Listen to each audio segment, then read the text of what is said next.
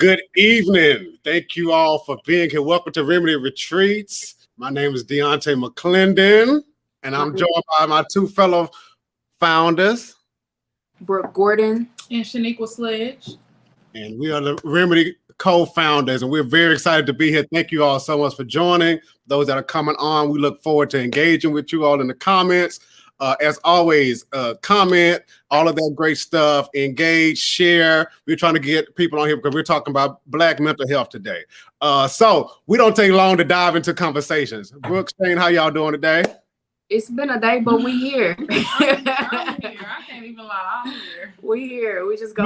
Look. We're here and we're happy. We're blessed to be Black. We're gonna get into it. Yeah. Y'all know we get better as the show gets going. So we're gonna be good. Right.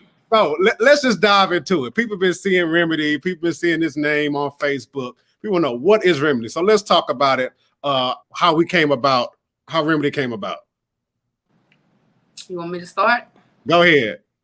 So me and Shaniqua had a vision of doing mental health retreats for Black people, but at a point in time we wanted a specific focus on Black women, and it was something that we were kind of just dreaming up, talking through, and one random day we get a call from Deontay like, hey, like we got to do something for Black mental health, and we got to do it like yesterday. And we like, yeah. We've been, we got to do a retreat. We got to do something. And we're like, yeah, we've been talking about that, dreaming about it. Yeah, let's see what we can do for next year. Deontay comes and he's like, how about in 2 months? And that's stretching my faith because I think on a, hold on, I got to get this angle in right. Okay. I think on a really big scale. So I'm thinking like, if I want to do it the way I want to do it, then we're going to need some time to plan. And Deontay is like, our people, our generation are suffering, they hurting. We ain't got a year to wait. We doing this in 2 months. And we were just like, okay, we doing it in 2 months. Sorry, now my hair's struggling. Yeah, it really was just a stretch, a leap of faith. We wanted something. We had an idea for it. And then we just had another like-minded individual come together and put some fire essentially up under us and decide that, why wait? We're going to chase our dreams now. We're going to do these things now. And it was really the biggest outcome that I could have even imagined. I've worked with Deontay before, and Deontay is one of those people, we have a vision, we see it and we get stuff done. And so I really didn't have any doubts about what this was and what it could be because we've each seen each other work, we've seen each other in action, and so it was that much easier to put our faith in one another because we knew, these people mean business, these people want exactly what I want, and I've seen them accomplish the things that they, set their minds to, and so it really was a no-brainer. I really couldn't see anybody else forming this, and it really just came out of nowhere because, like Brooke said, we were having that conversation.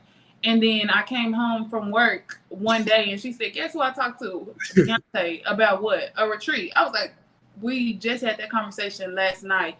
So it really was just one of those things that just kind of fall in your lap. And it was a leap of faith for us too, because we were still in our internship phase. And we like, can we really do this? We got to run it by a clinical supervisor. And she was like, yeah, like, this is how you do it. These are the forms you need. Like, she was just so like all in. We're going to help you do this. And so what we thought might be a barrier wasn't a barrier at all. Like, there were no barriers. Like, it just happened. Yeah, for sure. And see, y'all talking about leap of faith on y'all end. It's a leap of faith on my end because I have no experience with mental health. So that's why it's very important. We always talk about the community deal and knowing people and just being able to collaborate and say, okay, you bring this to the table, I bring this. How can we bring those together? And that's really what's become Remedy. Mm-hmm. And I always have to let Brooke tell a story because I have no idea how it I absolutely have no idea. I just remember one day having tragedies, traumas, triggers, and triumphs on my heart. And I was like, I got to tell y'all this. We got to do something with it. And that's what we're doing and what we continue to do and continue to do. Continue. Use, tragedies, traumas. Hey, TD Church, you're going to have to. TD, TD Jackson about to run us some coins and let us host a retreat at Potter's house. Look, when y'all are in Dallas, Hey, y'all are in Dallas. We are in Dallas. Look, Mr. Jackson, we call you in. Listen. So, and not just that, I think it's also the fact that we didn't wait. We literally started with what we had and saw things come about with that. It really is the epitome of planting the seed and letting God do the watering and just really leaning into our community, because that's really what it was. Because we didn't have any major donors yet. Very true. Yeah, we didn't have any. Yeah. People heard what we were doing and what we wanted to do, and they were literally throwing resources. When I say, can I cook for y'all? Can I come get facials? Y'all want t-shirts? Y'all want, swag? Can I give my candles? I just want to be a part of this. And so everybody recognized the necessity for something like this. And it seems like, everybody is basically, mental health is the focus right now. But I felt like no matter what, nobody was going to do it the way that we were going to do it. And so it just, I don't know. And it started with, what was crazy is that it started with what we call a small sample size. We got our own population and community, and that showed up and showed out. And so just imagine the depth and the reach that we could, get, and how many people we could touch with, working on mental health if we expanded past that just friend group. You know what I mean? And more people showed up than we expected, even people that I didn't know. I came back and I had people say, my friend went to that mental health retreat. When I say random, I mean random people. Like, hey, I know somebody who went to that retreat and they said that it was amazing. And so touching people that we didn't even recognize, and that was before we started to expand our capacity. Absolutely. And you all up, that was good. That was good. That was good. That was good. And, it's always, and I remember we had one gentleman, they drove down from Houston and did not know any of us. Did not know any of us. He was like the first one there. That was the one holding the teddy bear. Yeah, big dude. It makes me think about this guy. He started it. We were all looking around and we did the activity, and he said, well, I'll start. And let me just say, I've never shared this before, ever in my life. And I can't tell you what now compels me to share it. But basically, it feels safe. It feels sacred. And he was able to be vulnerable. And I really appreciated that. Literally did not know this person. He didn't know us. Never interacted, just coming to, engage and see what he could get from the experience. And I really appreciated, that vulnerability. Absolutely.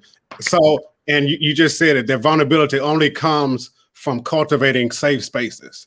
Mm-hmm. And I think that was very, very important for us. We didn't want it to be something you could just go to a classroom, sit in a seminar, learn about what this is, and do a survey at the end and go home. Like we didn't want it to be like that.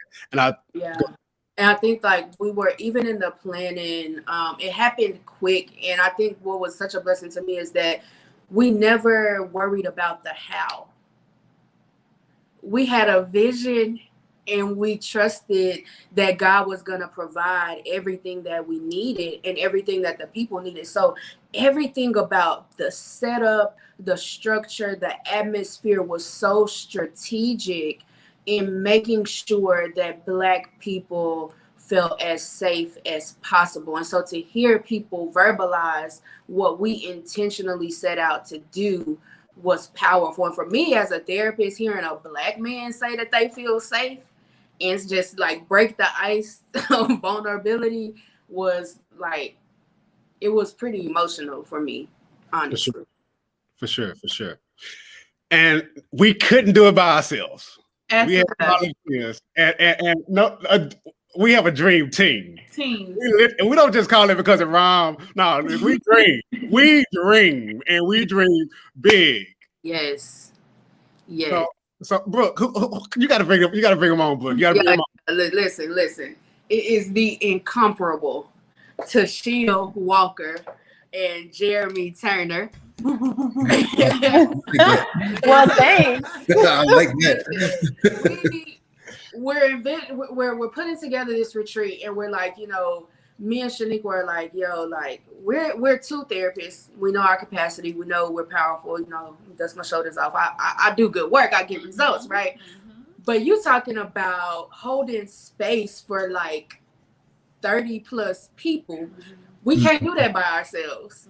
And so we started thinking and brainstorming. And I remember like scrolling. I was on Chip's page. And you know, Chip loved him some Shea, baby. Back then, every day it was a post about Shea. And my baby just got her LPC, and I was like, "Yo, let's reach out to Tashia and see if she would be down."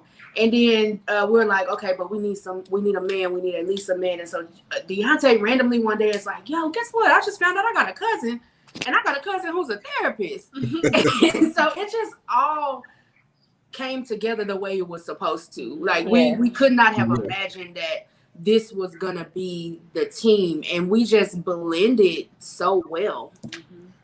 Right. So I'll let y'all, if y'all want to say anything about who you are, the type of therapist you are, your theoretical orientation. Oh whatever. Man, we get into all that. I'll let Shea go first on that. Listen, and I knew you was gonna do that, but it's cool because I'm prepared. So hey y'all, I'm Tashia. As you know, the Dream Team call me Shea. That's my nickname. So I have been fully licensed since January. So we got 4 fully licensed clinicians on the Dream Team. We are fully licensed over here. I am a school therapist by day. So I'm a school counselor in a charter school by day. I'm doing high school 9th through 12th grade. And I actually get to do my job at work. I don't do schedules and testing and all of that. I do mental health. So when Brooke, Shane, and Deontay, approached me about doing it, I've always had a vision for making sure that mental health was a thing for people like us. It's not very common that we talk about things that we've gone through in the past or how we're overcoming things. And that's part of the reason why I wanted to be a therapist. So when they brought it to me and said, we want to do this for our people, I said, of course, I'm down. What I need to do, what y'all need me to help with. So it just kind of worked out and we meshed. So that's how I became part of the Dream Team. Yeah. I mean, I had like a similar kind of situation to where like I was already in the schools. Right now I'm an instructional specialist by day, which is like a fancy way of saying I do like instructional coaching for teachers. But I had always been like coaching football and I always dealt with a lot of athletes and things like that. And you'll know if anybody's ever coached a sport or even been a teacher, kids will come to you like during their off period and just have to unload sometimes and have to talk, and they want you to kind of work them through things. And I started to realize that I was kind of good at that with my athletes and with other kids that came into my room. So after about 4 years of teaching, I was like, well, let me just go ahead and start doing counseling. And so I've been licensed fully since January 2018, somewhere around there. And ever since then, I've been just trying to focus mostly on adolescents for the most part. But I know that when they approached me about Remedy, like when Deontay called me, I was like, that's exactly what I want to do. I want to make sure that people that don't feel comfortable in therapy will go to therapy. Because when you see, like, I know that even being in therapy a lot of times, and I actually had this discussion today where people were like, a lot of times when they deal with men in therapy, they don't feel like they'd rather just deal with a woman because they're like, well, the men aren't, whatever in therapy. But I'm like, there's plenty of men in therapy that are all over the spectrum. And I want to show, especially kids and minority kids, that it don't matter who you are. You could be regular, because I ain't no better than nobody. I'm not, I guess I'm a little bit intelligent, but I'm not that much more intelligent than anybody. So like, it's just letting them see our face. And that's what I love about Remedy, is that you get to come into Remedy and see different Black people talking about mental health. And I know, like Brooke said, mental health is a big buzzword right now, but it's like we are trying to change the game in the fact that we are making it open for anybody to come in. No matter who you are, if you Black and you don't feel comfortable with therapy, come and talk to us, because we have experience, plus we are regular Black people like everybody else. Yeah. You want to say anything about what you do, who you are? Yeah. So right now I work with I work in a behavioral health hospital in the PICU, which is a psychiatric intensive care unit. I specifically focus towards trauma. I love working with trauma. I work with domestic violence. I work with kids. But I really would say I'm a trauma therapist. And as far as clinical mental health, I feel like like Jeremy said, it's always something that I feel like I wanted to do. You know, people just gravitate to you. They're gonna tell you their problems regardless, and so I might as well get paid for this. You know? Correct. So, but also having, you know, I always wanted to be that person that helps people recognize that there's somebody that can hold their pain. You know, a lot of people feel like, don't nobody want to hear that. You know, I don't want to burden this person, or I don't want, you know, I don't do tears. There's so many people who can't handle it. And so recognizing that I did have the capacity, you know, for a long time to handle, you know, some of the worst things that I've heard, you know, and recognizing that that's a skill that not everybody has. And so just really wanted to play on that. I saw Shia become a, you know, like Brooke said, Chip loves some Tashia. And she said we call her Shia. I swear I call her Tashia all the time. I know she call her Tashia all the time. But Chip loves Tashia. He posts about her all the time. And like Brooke said, it really intrigued us to see another LPC, you know, LPC track person. And then Deontay said, you know, I have a male therapist. That's really, you know, where the highlight is, not to downplay us, but a Black male therapist was something. It was like, wow. So we basically hit the jackpot. You know, we got all of these Black clinicians, and then we have a Black mental health therapist, you know, who can basically, we just a fully well-rounded team. We have people who work with trauma. We have males. We have, you know, women. We have people who work with kids, adults, you know, adolescents, whatever that may be. So I really just feel like it all came together, and seeing everybody at work in that first event where we were putting, you know, all of our faith into these, you know, clinicians, they really just showed up and showed out. You know, it was basically like there was no question about, you know, their capabilities. Yeah. So this was our first time interacting with each other as therapists. So I ain't gonna lie, I was sizing y'all up. I was trying to see what y'all was doing. We got ready to do, I think it was Trigger. Shia came over, grabbed the activity that I had not talked to her about yet, and completely just did it. I said, oh, so you just gonna come do the whole activity, and we ain't even debrief, we ain't discussed, I ain't gave no instructions. She said, yeah, you good, go take a break, I got this. I said, oh. And she did. She had it. I almost was in tears. I had to collect myself. Jeremy just was jumping in, like from jumping. I was like, dang, look at me and all comfortable and stuff. Okay, let's go. So it was just, I don't know. I couldn't have orchestrated this. It was definitely divine. And what I'll say about myself is I'm a trauma, grief, and loss therapist. That's my specialty. I've worked with the range, but ultimately, Black people healing is the work my soul must have. Yep. There's nothing else that I want to be doing. Unapologetically. Yep. Everybody else get your healing, but my priority is Black folks healing, Black folks liberation, Black folks being free. So I know we got a couple of more minutes. Can y'all share with me like y'all's Remedy 19 recap? What was it like for y'all as therapists being in this space? And just the whole event. What was Remedy 19 like for y'all? I think ultimately it was nerve-wracking at first because it was like, what are we doing? Are we qualified to do this? Is this real? Is this happening right now? And then seeing it happen and seeing the reactions of the people that were there. And then I remember a few comments after, and of course it was kind of like our inner circle that mostly attended, but people were saying like, we are so amazed at the professionalism. Like while you guys are surrounded by your friends, you're also super professional, and the way that you handled it and took care and allowed us space to process was perfect. And I also remember hearing, we need more time. Like, ooh, that was so good. Can we stop with this a little bit more? So I remember being really anxious that day and really like, oh my God, I feel like I'm not performing well. Like, what is happening? I don't know how to process. But all in all, it came together because us together killed it. And we did an amazing job of also just providing resources after the fact. Like we opened up some wounds that day, but we also allotted the space for people to process, for us to do some, coping skills, for us to just think through the whole experience. And I think it was awesome. Mm-hmm. Yeah, I want to second that, because that was my first experience of you guys, period. So like to come in and see, like Shia said, like everybody's really professional. Everybody, y'all were good. Like the activities y'all had together and stuff, y'all kept coming to me like I knew what I was doing. I'm like, look at y'all. Y'all look like y'all know what y'all do.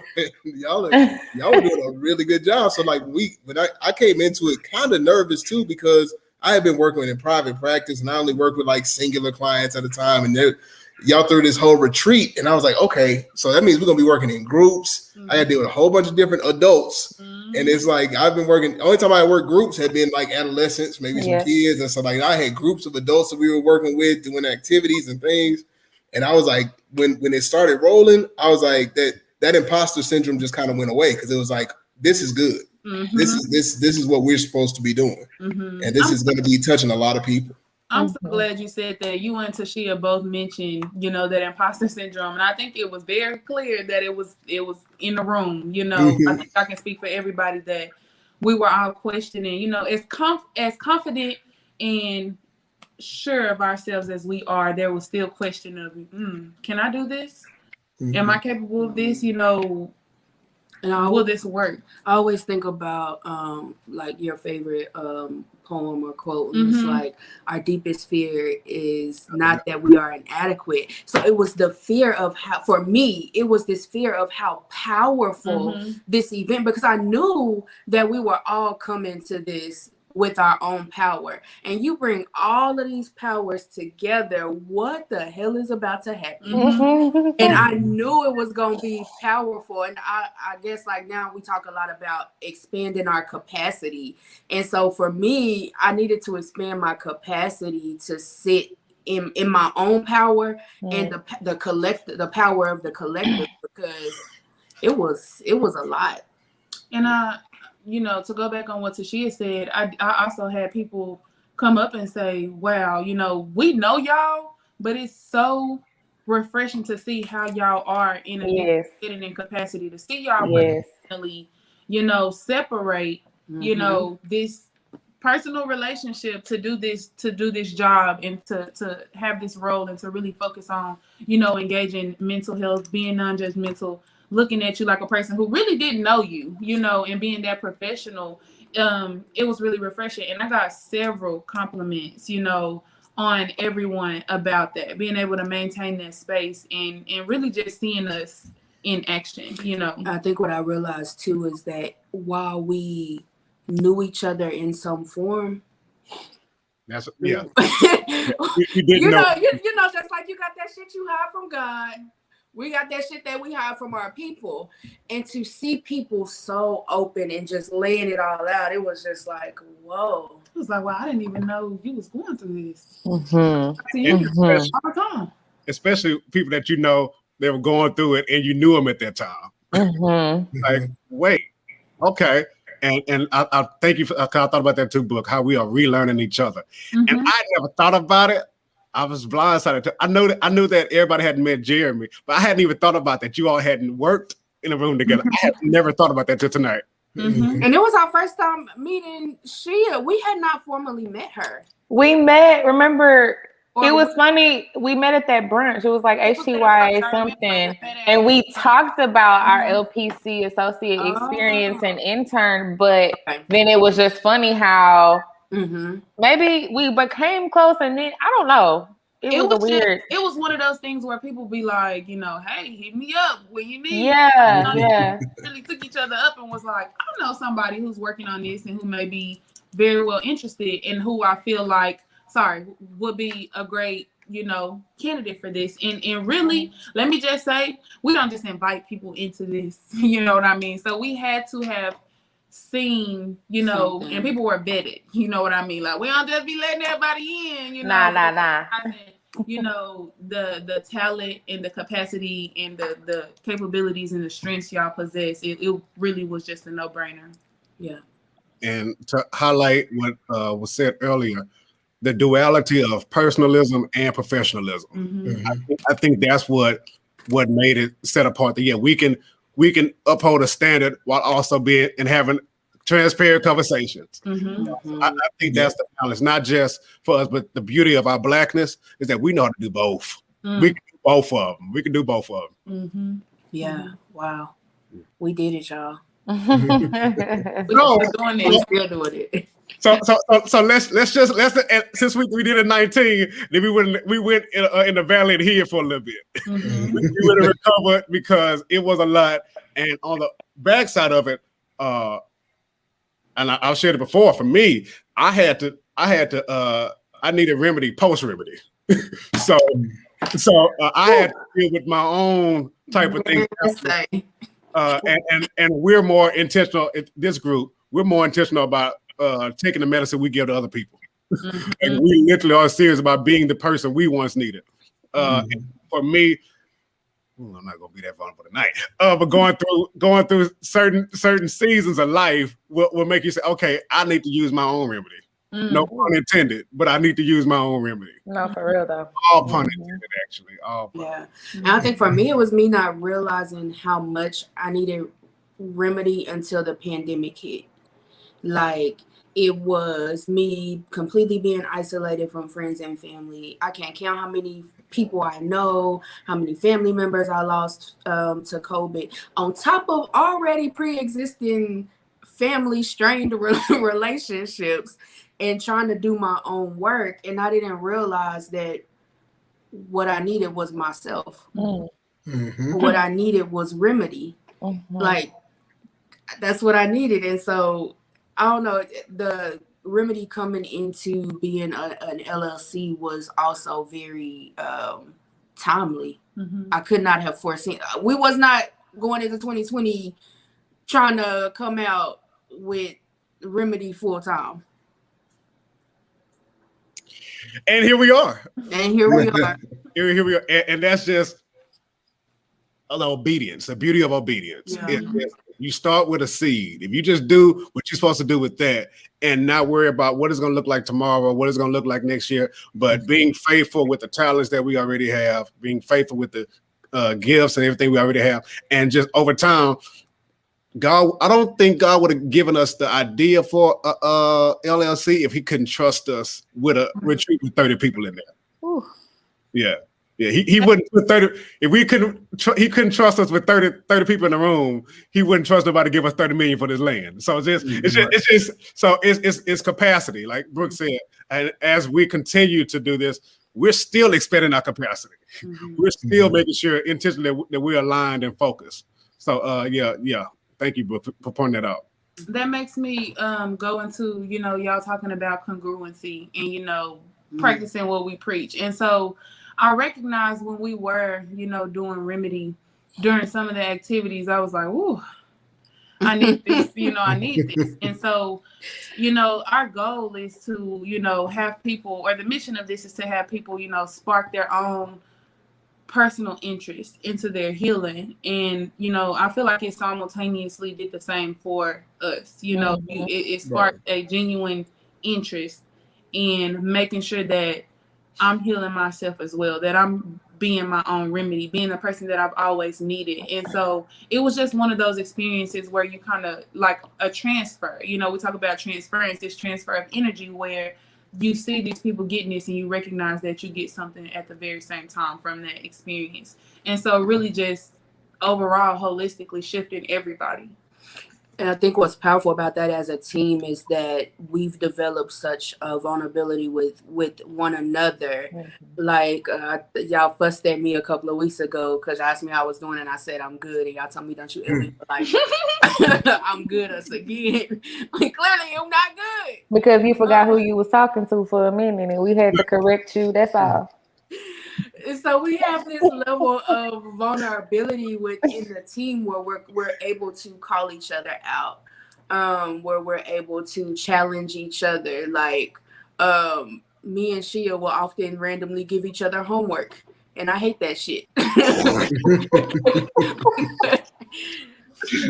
That's what happens when you got counselor friends. But I think that that's the power of us as a team too. When we're walking the talk behind the scenes, it's a natural, it's a pure spillover into the work that we do with others.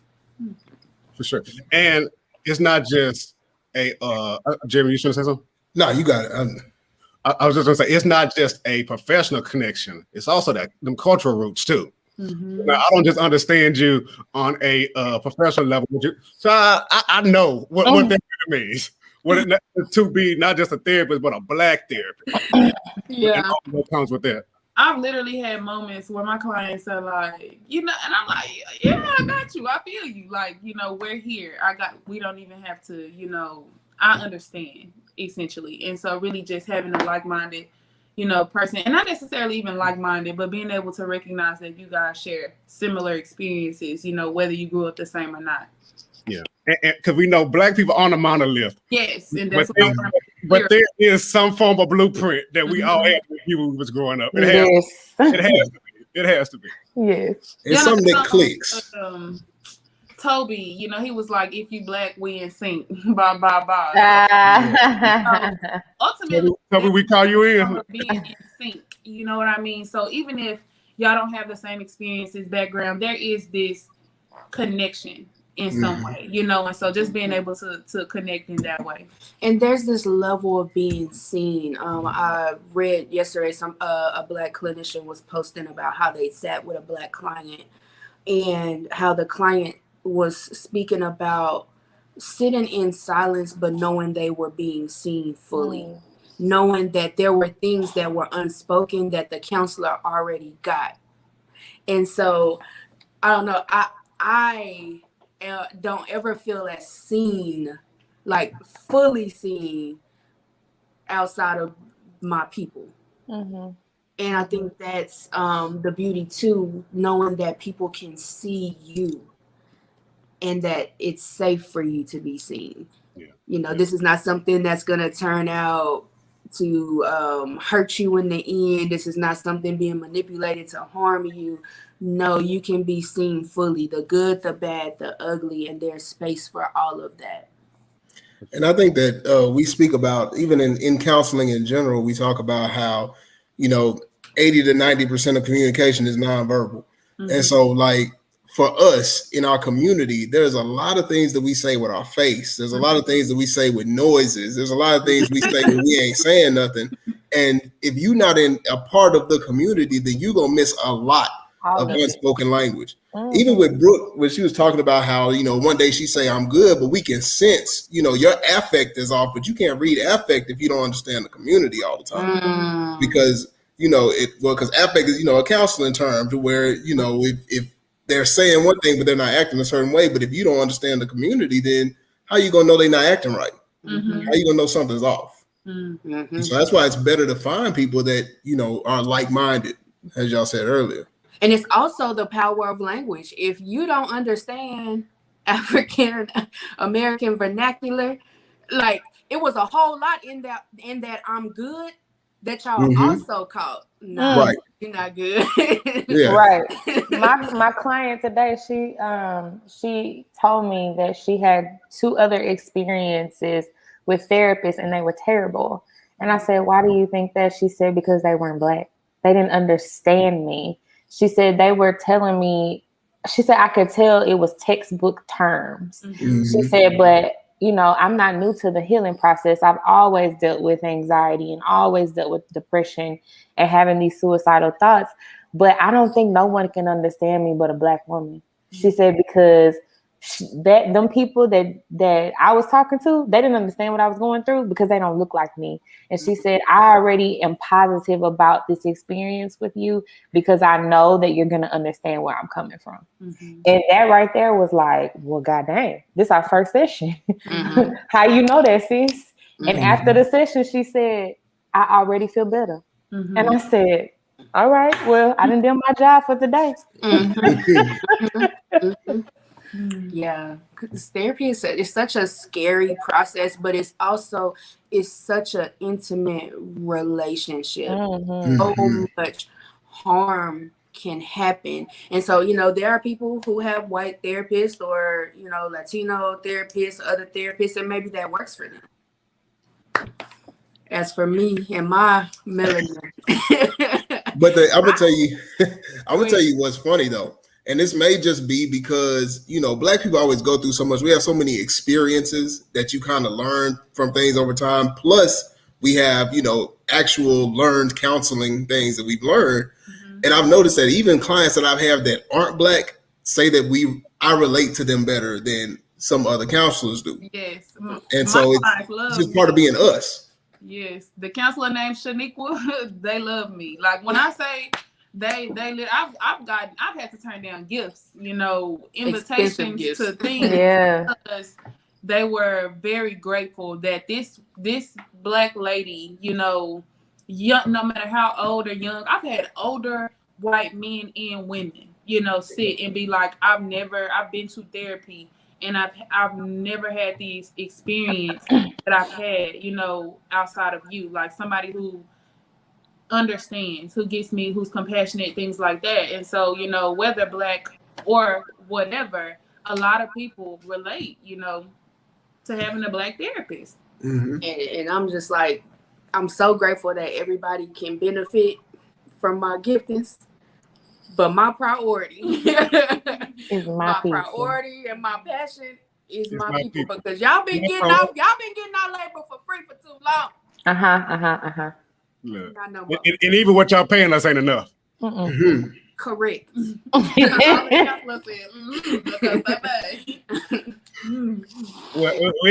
we do got a big money down here. We got big bank cake right here. We're gonna be in Aruba next weekend. We're gonna be in Aruba tomorrow. I'm trying to stay local. I'm staying local. For now. August. Until birthday month, August. Yeah, until my birthday, yeah. We'll hold off for then. Yeah. That was expected. I get it. So let's pivot a little bit. Not too fast. I do want to ask, because we're not playing. What are some misconceptions that people within our community have when it comes to therapy? As we continue to like dismantle these barriers, what are some misconceptions? Because some people just think that you just go there, sit for an hour, and talk. So what are some misconceptions or things that we can kind of demystify for our people? One thing that people do or they say, I'm not finna go here and have somebody tell me everything that I'm doing wrong. You know, that's not at all necessarily what therapy is. You know, we don't just focus on the things that you're doing wrong. Now, will we confront those behaviors? Absolutely. I'm gonna call them out. But it's not just, you know, what you're doing wrong, but it's really getting to the root of why do I behave or respond or interact this way? So getting down to the why, you know what I mean, and the what versus, you know, criticizing and judging. And I've had some patients, I got to get between patients and clients. I've had some clients tell me some crazy stuff. And they're like, you know, I know you're judging me. And I'm like, I'm not really, I'm not judging you. You know what I mean? Like, I've heard a lot of stuff. Clients have shared some stuff that, you know, you wouldn't tell anybody else. And so it really, I don't know, it's just not us reprimanding you for, you know, not living your life right or being the best human or whatever you think it may be. You know what I mean? And it's not also, I just go talk and dump my feelings on you for an hour and then we go. You know, I just vent to you. It's not a vent session. You know what I mean? It's not that you come in here and you just completely unload. Now, will there be times where you come in and you completely unload? Absolutely. But there is training and skill. We have training to call out certain things, certain patterns, certain habits, your body language, your speech, the way you fidget. You know what I mean? Literally, if you twitch in your eye every time you say something, we notice those things, but also helping you tap into, you know, resources and get to the bottom of stuff. And so it's really not just telling you about your whole life. It's also not, I'm giving you advice. You know, I need some advice, you know, life coach me or, you know, coach me through. I just need, tell me what to do. I've had clients come in and they want me to give them all the answers. One thing that I will let you know is that you are the expert at your life. You have to sit with every decision, every consequence, every move or choice you make. All I can help you do is kind of guide you through the outcomes in the best way, you know, what you will feel is, you know, most suitable. And so it's a lot of misconceptions about therapy. You know, you lay back on the couch, you say all of your problems and you go. You know, you pay me $100 an hour, which that's not a misconception because I'm gonna get paid. Hello. But other than that, you know, it's really a lot of misconceptions. Were you gonna say something? I'll let Jeremy and Shia go. Okay. I was just gonna say that, and for me, because I don't want to say my specialty, but who I like to see is a lot of adolescent minorities, and I know that talking to them, one of the things I have to clear up almost every time is that this ain't TV. You know what I'm saying? Like Shane just said, you're not fixing to lay down on the couch. You're not finna just start crying. I'm not finna hand you a box of tissues when you walk in, because the clients that I like to see are the ones that don't like that. Mm-hmm. You know, I ain't finna sit up in here crying in front of you. You don't have to. That's not what we're here for. Mm-hmm. Like, and so kind of like basically I just want to piggyback what Shane was saying. All we're doing is guiding people to answer the questions on your own. Mm-hmm. You are the one that's going to understand yourself better than I ever will. But what I'm going to do is, because we have the training to see, you know, different perspectives on a lot of things, we're going to take whatever you give us and help guide you in a direction that you're going to figure out on your own anyway.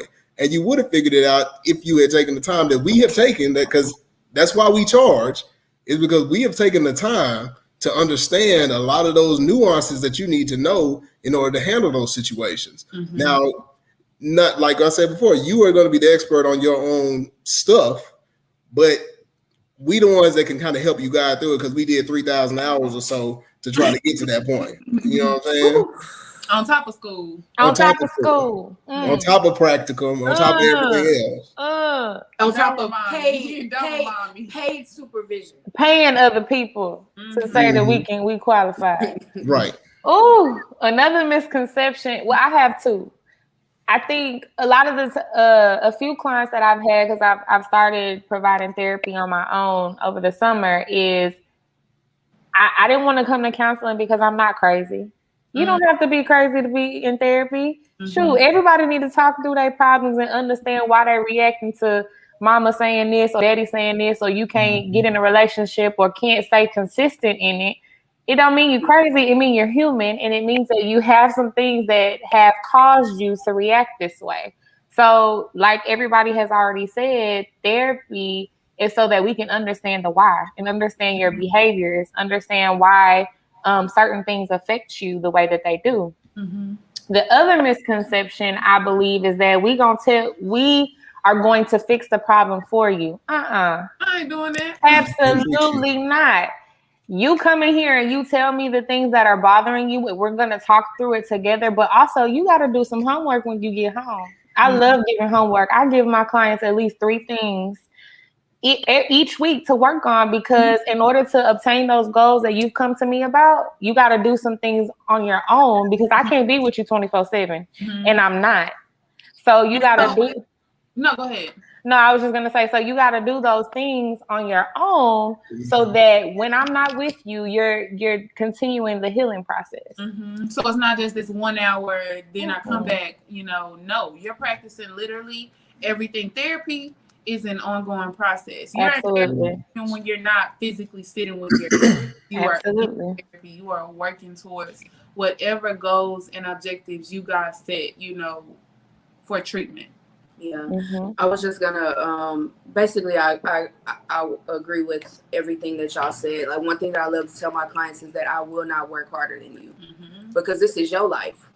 If you want to sit here and be quiet for 50 minutes, we're gonna sit here and be quiet for about 30 of the minutes, and then I will see you next week, because you have to be invested in your own work. This is your life, and the bulk of it is done outside of therapy. And so one thing that I run into a lot is, like, people are like, they come to therapy for a month and be like, oh my gosh, it's not getting better. This is a process. The shit that happened to you, the things that you went through over the course of years is not going to be resolved. In 1 month, we ain't doing nothing but getting to know each other. We've been dating. We've been dating for a month. I don't know if I like you. You barely know if you like me. So another thing that I would say is too, like, you're not locked into one therapist. If a therapist is not working for you, fire them and find another one. Mm-hmm. Not every therapist is gonna be for you. Just because we look like you don't mean that I'm for you, because I'm gonna work you. And if you ain't ready to work, I ain't for you. So you right out. Mm-hmm. Mm-hmm. Another one I would say is, just because you go to therapy does not mean you don't fully believe and trust in God. You know, you can absolutely have your faith in your therapy. You know, you have therapists who believe in God. So just because we do therapy doesn't mean that we completely detached ourselves from that part of life. You know what I mean? So there are people who have the same faith in things as you. It's just a more tangible form of support. Now, the other thing, the last thing I would say, D, if you want to come back on and pivot us again, is that your therapists are not perfect. We're human. Absolutely. And so that's something that you also want to be cautious of. You know, if you got a therapist that's every session they crying and they making it about them, you need to fire them, and you might need to report them to the board too. But Correct. No, you need to report them. We are human, and we are also in need of doing our own work. And that's something that I appreciate about our team, is that we are constantly engaging in our own work. Everything the therapist says is not law. If you completely don't agree, or you feel like there are some major contrasting values, beliefs, like maybe they just berated you in a way that you feel like, basically, you know, maybe microaggressively or whatever they say is not law. So just because somebody says you have this issue here doesn't necessarily mean that that's it. You know, that person could not fully understand you, or you know, just because this is how they view something doesn't mean it absolutely has to be it. I had somebody tell me today, I went and sat in therapy and I told him some of the things I was struggling with, and all he did was call me. She said all he did was basically, in his own words, called me a prostitute and told me I had to do, like, basically just it made her feel worse going there than, you know, when she got there, before she got there. And so, but luckily she recognized that this is a therapist that I don't mesh with. We have values. This is a person who may not, possibly misogynistic, whatever it was, because it was like a couples type of therapy. You know what I mean? And so you do have to pay close attention to the therapist's values, because we're still human. There are still people who are sexist, misogynistic, racist. There are still people who are homophobic, colorist, whatever you can think, is phobic, whatever it is. There are still those people who have real life human values. You know what I mean? They're still humans. And so, you know, we're not, that's what I mean by our word is not law. Just because some therapist told you something doesn't mean that that's necessarily who you are, how you are, and it has to be what it is, if that makes sense. I was gonna say, it's kind of like, and I'll give it to Deontay after this, but it's kind of like in that preview that Deontay posted, he said something about being called. Now, everybody that is a therapist, all that being a therapist means is that you sat through 3,000 hours of supervision, and it means that you did your coursework.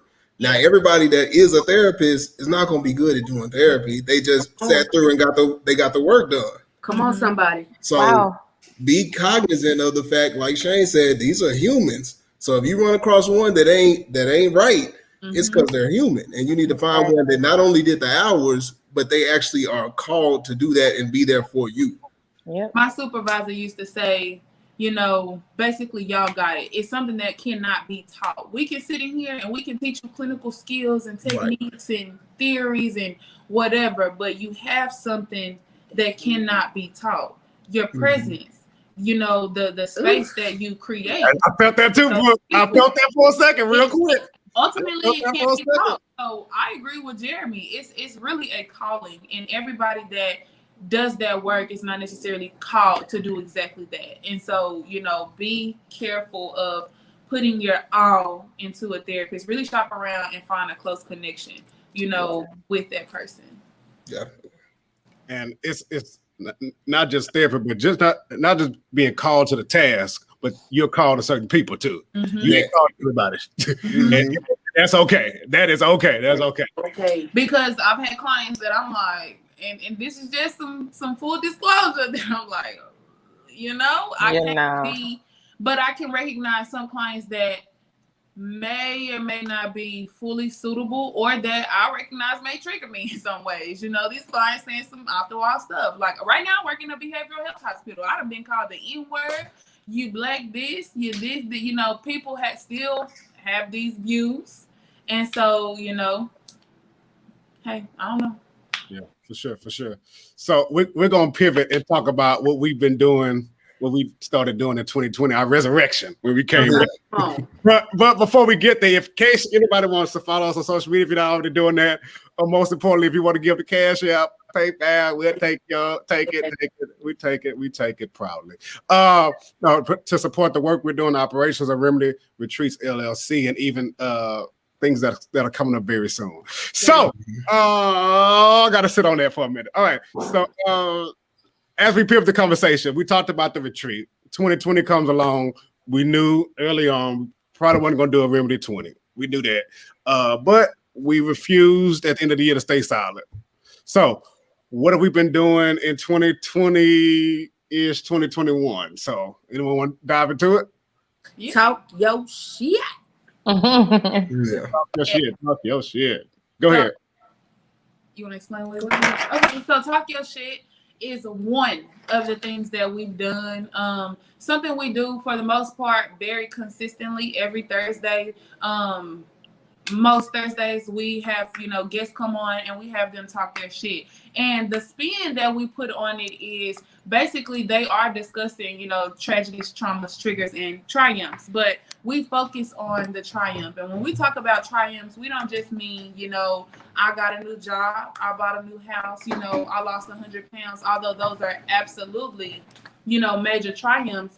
We also talk about the triumphs of, you know, beating depression, or starting therapy, or learning to set boundaries, or I survived that suicide attempt and I decided to keep going. And so triumphs in that area. I now have a relationship with, you know, the father that I didn't have because I decided to forgive or to heal or whatever. And so those type of triumphs, really being able to come in and talk our shit. Because one thing that I'll say that everybody on this live right now does is, you know, we like to play modest. You know, it's time to brag and boost ourselves or talk about the things that we've accomplished. You know, it's like, I really can't think of nothing. You know, when in reality, you've accomplished this many things. You got, you know, 3,000 hours. You got a new house. You're traveling here. You got a great job. You know, I am doing better in these relationships. I'm doing this. And so we basically don't allow you to play small anymore. We want you to talk your shit. And when it's really just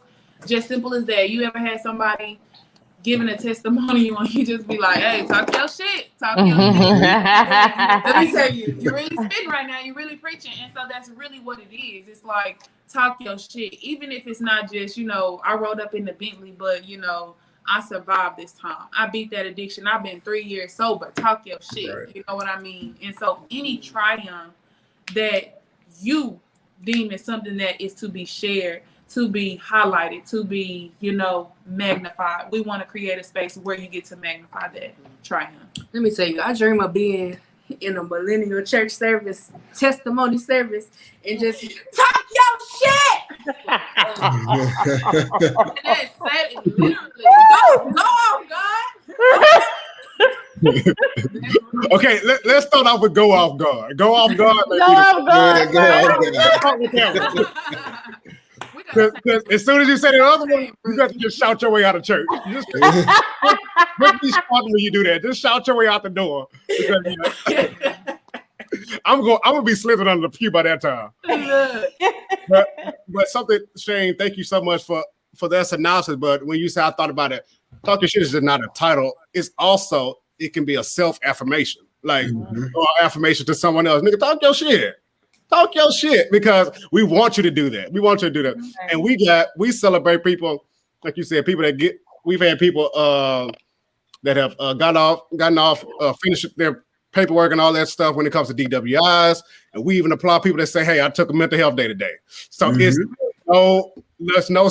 nothing too small for us to highlight when it comes to talk your shit. And I think go ahead, Brooke, and I'll go ahead. I'll say it after this. No, I think where it was birthed out of is from Remedy 19 when we ended talking about triumphs. and the participants were holding us accountable for also sharing triumphs in our lives. And I think that as a people, we are so used to talking about struggle and pain and hardship, and you can be so engulfed in that you don't realize the things that are going well in your life, the small victories that you are seeing. And so to kind of balance it out, it's like, no, talk your shit. I lived to see another day when I thought I was gonna die yesterday. Talk your shit. And like you said, Brooke, it's that balance of, we know we got black pain. Yeah. But we're gonna balance that shit out with some black joy. Yeah. Yes. Look, Frankie Beverly tried to tell y'all joy and pain, sunshine and rain. Come on, that joy and pain. Huh? It's the duality for me. Come on. Preaching. Absolutely. Brooke, I mean, not Brooke. Jamie, was you finna say? I thought, I'm sorry. No. Okay, yeah. So, and also along with Talk Your Shit, we do that. But monthly, we also have been rolling out different themes on Instagram that has been. I don't have a favorite month. Every whatever month it is my favorite month. I was gonna say this month my favorite month right now. So yeah. Every month is my favorite month, and so we've talked about. Let's see. The first one was seasonal depression. Seasonal depression. Yeah, we did seasonal depression. Yeah, we gotta go back to December. You're right. My bad. We did seasonal depression and grief during the holidays. Grief during the holidays. Setting boundaries. Setting boundaries. We did setting boundaries. You did setting boundaries. That is, in case you want to talk about boundaries. that is the bounty hunter right there. Call her. Boundaries. Yeah, in January we started off with our Smart AF. Setting goals. And explain to them what AF is, because you think of AF, and of course it's a colloquialism, but it really is, it means something to us. It means that we are aligned and we are focused. Everything that we're doing is aligned with where we are headed, and we have the focus to make it manifest. Look at us having double entendres and whatnot. Entendres. Dr. Fashion, I love it. And so then we came February. Black AF. We were black. Look, everything black. Everything. All black, everything. Everything black. And then the peak of it. Shit, you gotta talk about this part. February. Oh, the Black Love. That was such a good segment, guys. And we got so many videos expressing Black love and what it meant. We had newly dating couples to married couples for long time. We had straight couples. We had homosexual couples. We had all the couples. Yep.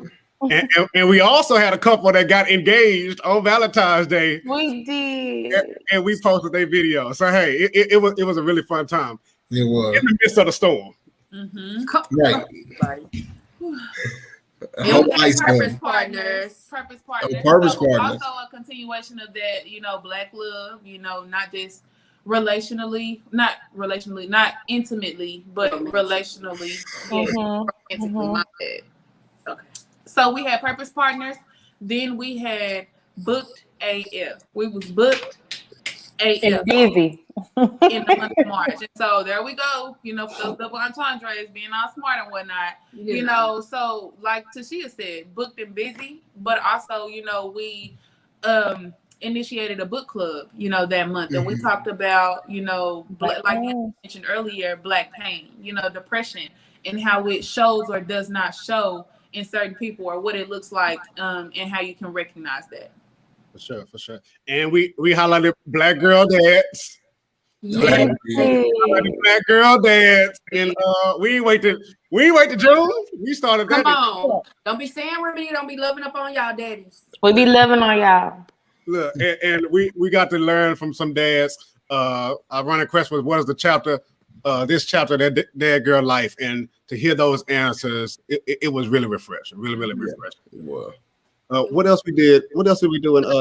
Mother's Day and mommy and me. And, did we do the cleanest part? Oh, we skipped. My bad. Clean AF. Clean AF. Clean up when we messed up. I was like, I know we missed one of them. I was like, there's one of them in there. Let's get these baseboards.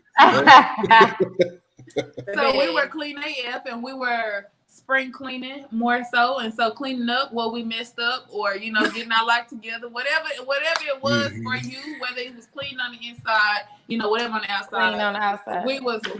Maybe you was the cleanup woman. Maybe you was fresh and so clean. This appears. So yeah, and in April we were clean AF. And let me tell you, I'm still utilizing that today. I did some deep cleaning this weekend. I was like, it's feeling clean AF up in here. No, for real. This me right now. Yeah, for real. And then since y'all got excited, y'all tell us what happened in May. Mommy.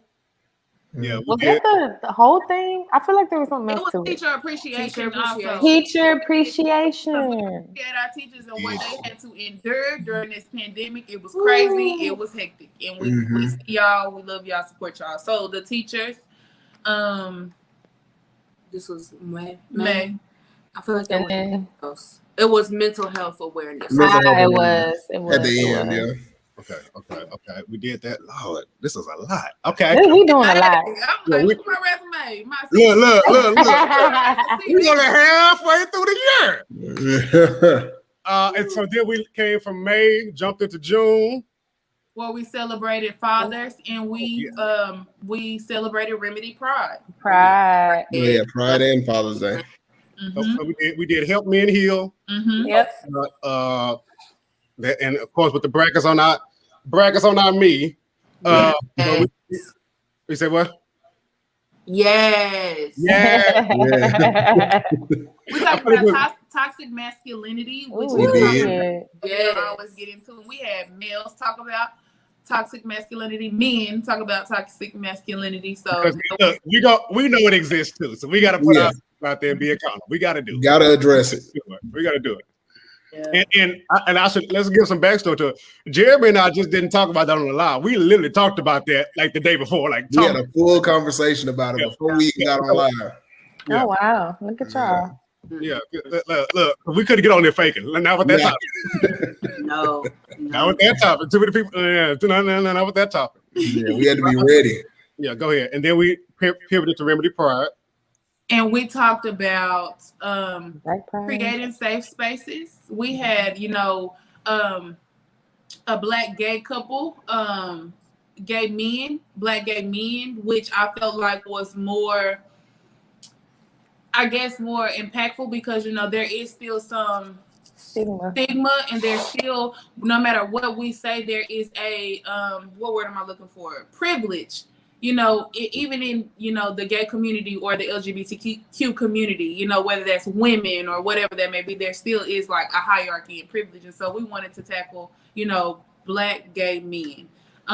We also talked about, we said toxic masculinity. Then we talked about pride, remedying pride in the black church, which was a definite, absolutely necessary subject. It was a very in-depth conversation where it got real vulnerable. And so, we wanted everybody to know that we love and support. And, as mental health therapists in a mental health organization, we welcome everybody and we support everybody and we want healing for everybody. Sue me, I'm rooting for everybody that's black. Everybody that's black. Period.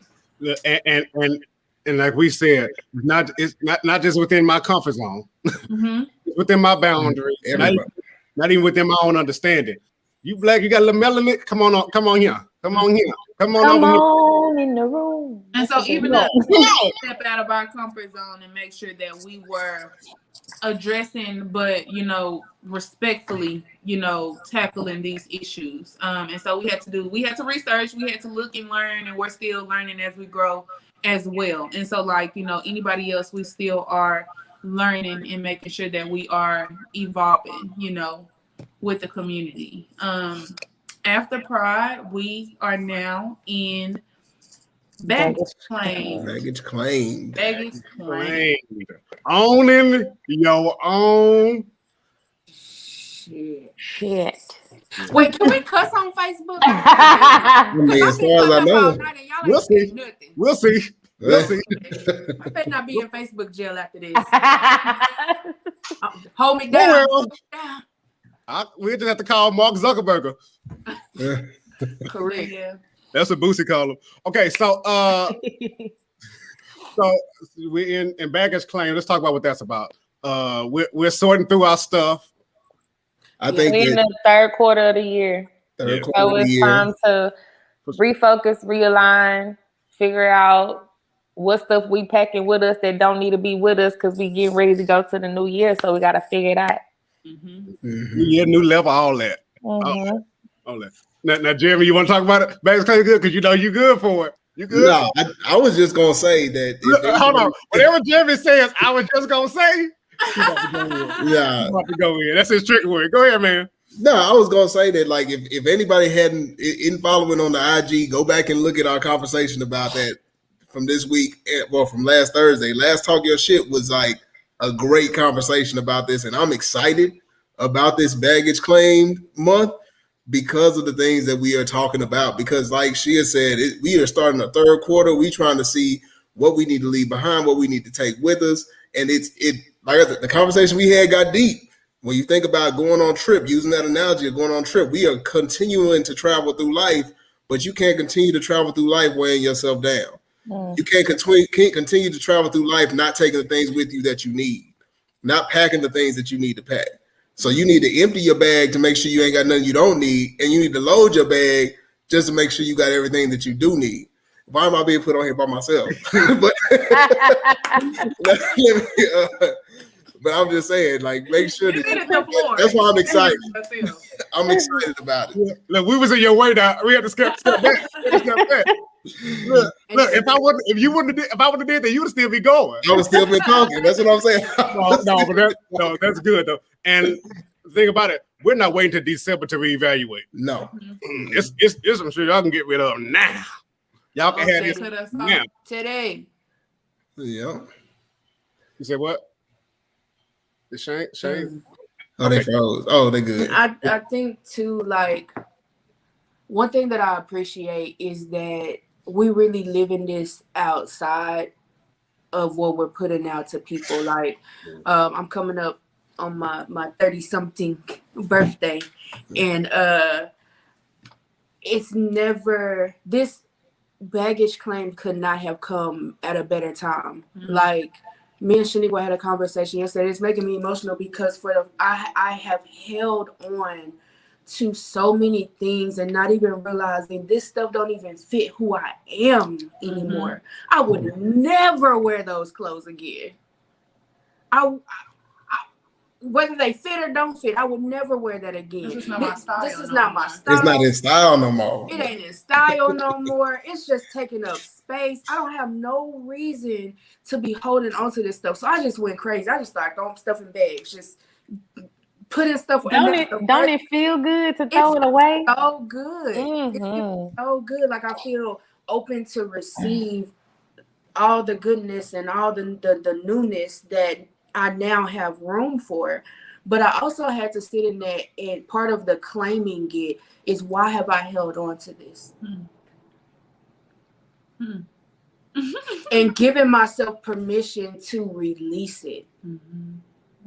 To release what is no longer serving me. No matter how good it looks, how great of a condition it is, if it is not serving me, releasing it. And it feels so good. And it's just so much power when you're able to sit in your shit and own it.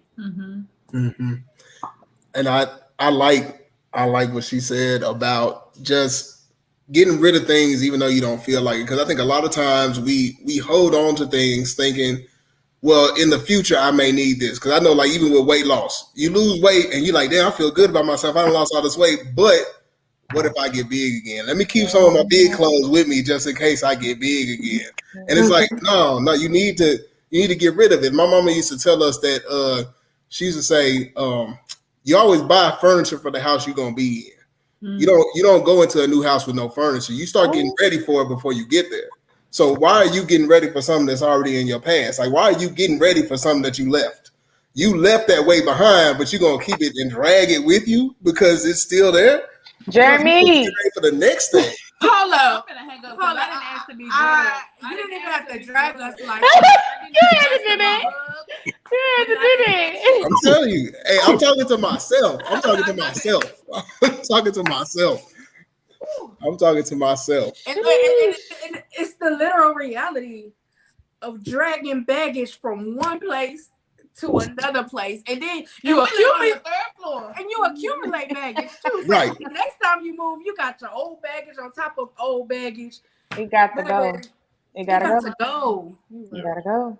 And I'm actually, oh, Jeremy, you done messed me I up. know. I was trying to stay out of it, but Brooke brought us there. Look, did it, so we there now. Look, because I've also realized in me moving, transitioning right now, is that I'm throwing away stuff that's been in the spot for so long that I didn't even realize it was so much space over there Oh, because of what was in the way, and what goes from being a space of just a neglect or putting stuff over there. It's like, oh, this is space for me. I can put something here. I can reorganize. I can restructure. I could have been using this. I could be using this. I could be using So it. perhaps it's not God who needs to expand our capacity. bro, It is I'm not doing this with y'all. Come on, I wish I had a prayer in church. Huh? Perhaps it's not God who needs to expand our capacity, but it's us who needs to get rid of some stuff, and it'll open up the capacity that's already there. And That's yes, what- Daddy, if you need to give them go. 3X's away because it's holding up space, Never gonna be no 3X. he gonna never do it again. Throw Let it me tell you away. something. Throw it away. Let me tell you Throw it something. away. Look, because also you're speaking things into your life. That's a Mm. If you That's are it. holding on to what no longer serves you, you're making a pathway for you to go back to where you just came from. Come on, somebody. My cash app is below. And the problem is, I'm gonna tell you what the issue is. We be praying to God, like Brooke said, we be praying to God for like capacity. And God looking at us like we crazy, and we wonder why He looking at us like that. It's because He's like, man, you have it. You just ain't moved things out the way yet. You haven't moved things out the way to see everything I've given you already. You already have everything that you need. Why you standing in the way and got stuff stacked up in the way of it? Mm. Wait, So you need to Jeremy, move Jeremy, that. wait, I could be in my own way for the things I'm praying for? That's it. You in your own way. Y'all gotta stop it because I got tears in my eyes. Stop it. Quit it. Stop it. We not doing this tonight. Stop it. Bug me. I But see, just gotta compose myself. So I ain't saying when, nothing else. when you claim the shit, you can get rid of it. Yeah. Mm. And last, and we'll pivot, accepting, like we said Thursday, that some of the shit you carrying ain't yours. Yep. It ain't It's not yours. yours. Let it go. It's not yours to carry.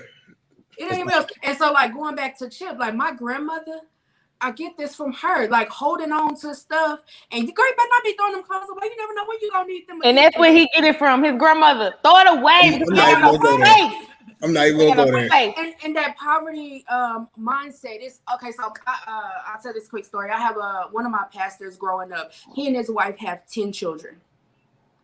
Every time they had a new child, they bought all new stuff.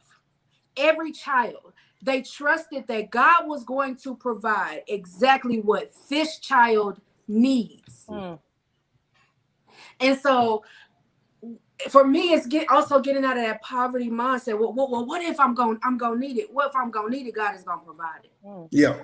Mhm. And we had that conversation in that conversation Thursday when we talked about we were talking about how older people, they did things because that's all that they knew. That's all they had. They had to have hand-me-down clothes because they were struggling. They had to hand-me-down clothes. Like, okay, I got to give this to my little sister. I got to give this to my little brother. And so we did the same thing with trauma and with baggage. And we said, well, I mean, you're going to need this to survive. So hold on to this until you need it. Hold on to this memory that this ain't even your memory, but I want you to hold it just in case, because you may need to know this in the future. Mm-hmm. But now we've got to get to the point where we're like, we don't need old baggage. We need to start getting ourselves ready for something new. We can get out of, like Brooke said, get out of that poverty mindset, because we don't need to live like that no more. Mm-hmm. We appreciate what the older people did to get to where they need to do and what they had to carry in order to get there. But now we got to get out of carrying all that. We got to get out of that. And sometimes, Jeremy, it's okay to show up with an empty luggage. Nothing. Sometimes I have to say, you know what? I'm getting rid of all this shit. For where I'm going, I'll get clothes when I get there.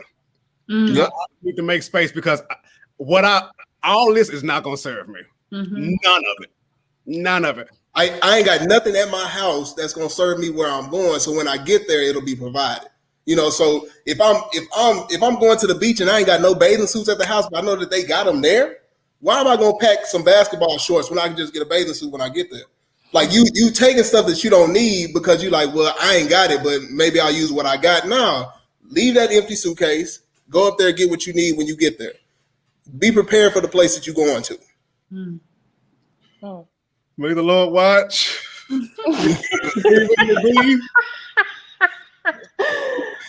Jeremy, you weren't supposed to do that, dog. You weren't supposed to do that. Hey, I told y'all, Brooke took it there. I was trying to just be calm. The collection plate has been passed at this I'm point. telling you, like, and it is so freeing. Like the joy that we're looking for, the peace, the everything that we're looking for, it's literally right there.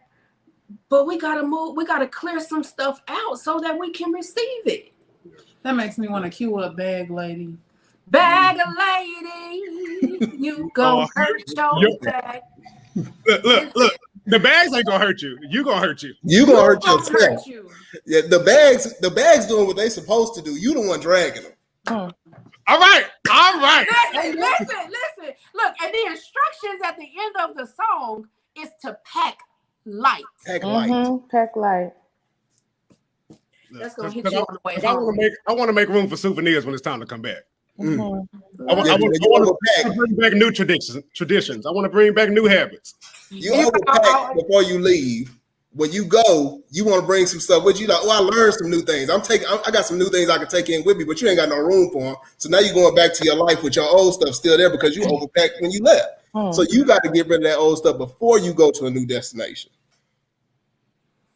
All right, let's Look. My birthday coming up. Brooke's birthday coming up. Look, I'm already out. Look, I've been clearing shit out for the past 2 weeks, and I'm just getting amped up because the more you clear out, the more you realize you need to clear out. And then so now I'm kind of in this place of wow, it's all this like openness, like, oh God, what you finna do? Like what's the blessings? What's the joy? What's the peace I now have capacity for? I now have space for because I done cleared out all this other stuff. I done set boundaries I never set before. I done start claiming this stuff and clearing it out. And now I got space for what I've been seeking and praying for.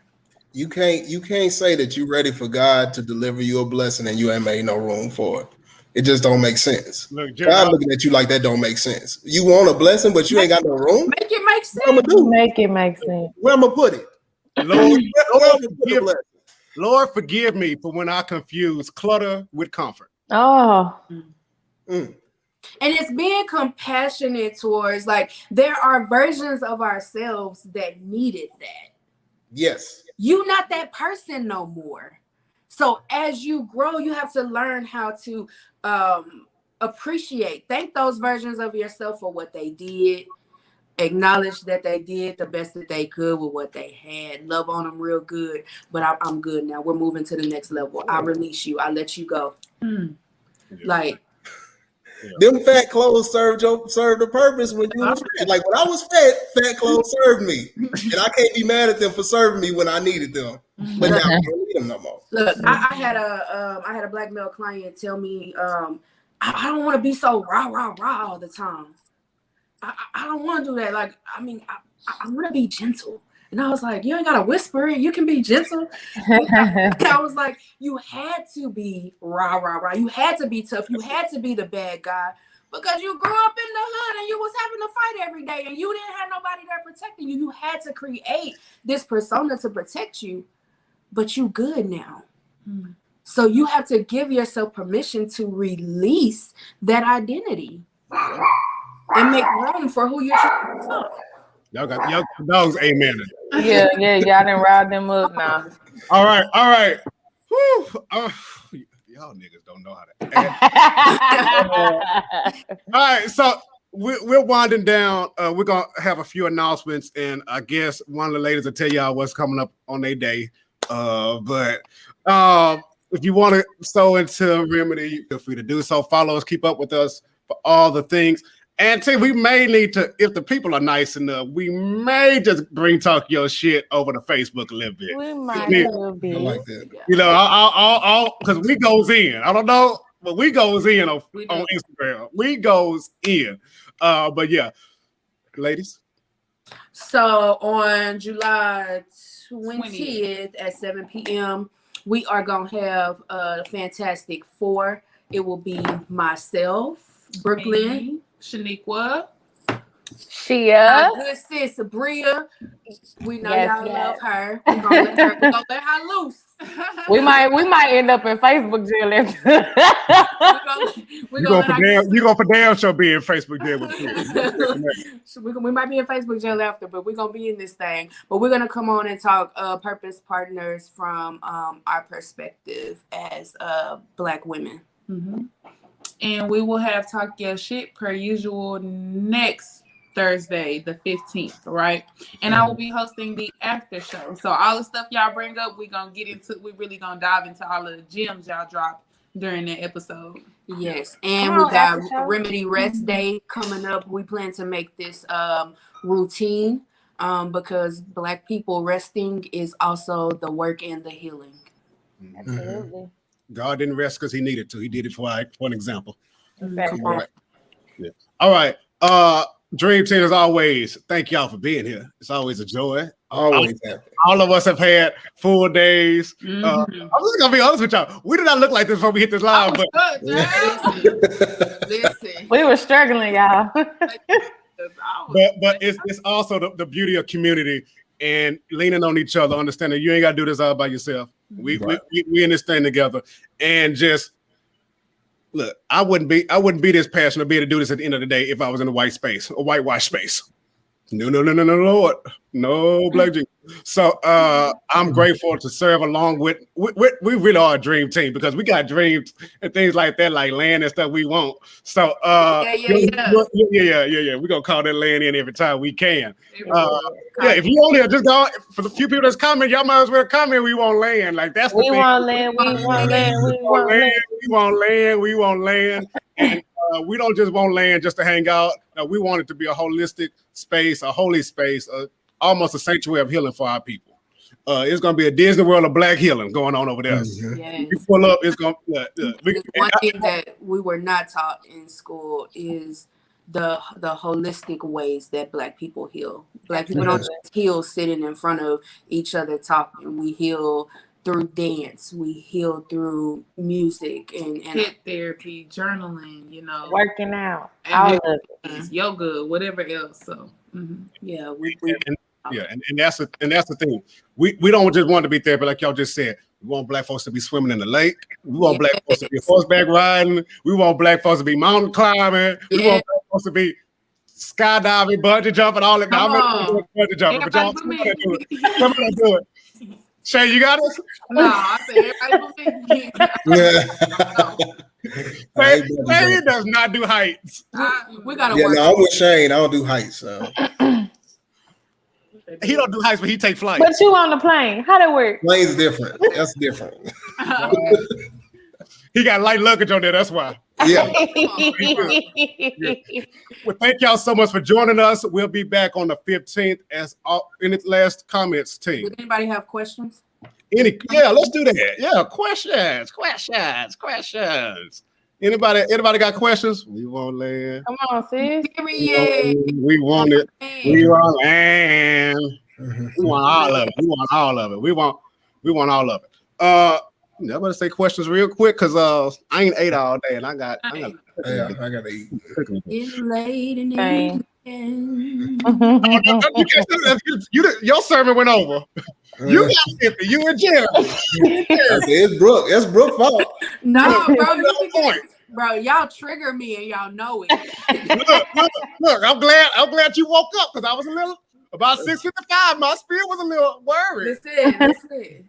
No, but thank y'all so much for joining us. We'll be back again on the 15th, and we know that we heal in community, and community is our commodity. Have a great evening, everybody. All right, love All y'all. right, y'all. Bye. Bye-bye.